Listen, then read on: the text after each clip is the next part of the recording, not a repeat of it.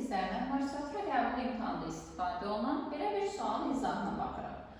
Baxırıq ki, burada ilk növbədə işarəmiz vurmalıdır. Bu tip cədvəlləri həll edəndə ilk növbədə operatorun altındakı simvollardan birini götürürük və operatorun sağındakı simvollardan birini götürərək kəsişmələrə baxırıq. Yəni, M və M-in kəsişməsi görürsünüz bu xanaya düşür, yəni M-ə düşür. Deməli, M vurulsun M bərabərdir M-ə. Bu nə zaman ödənilir? Yalnız M bərabərdir 1 olduqda ödənilir. Deməli, M-in qiymətini tapdıq ki, 1-dir. Daha sonra baxırıq ki, bizə F və K-nın qiymətləri lazımdır. Baxırıq ki, F-i necə ala bilərik? F, Y və Y-nin kəsişməsi. Yəni, Y vur Y-dir. Bu eləyəcək Y kvadrat. Çıxılsın. İndi K-ya baxırıq. K, N vurulsun N deməkdir. Yəni, N-in kvadratıdır. Bu da bərabər olmalıdır 48-ə.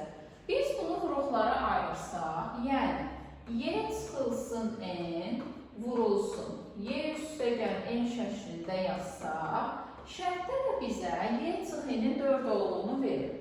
Yerinə 4 yazsaq, 4 vurulsun 12, bu olacaq 48.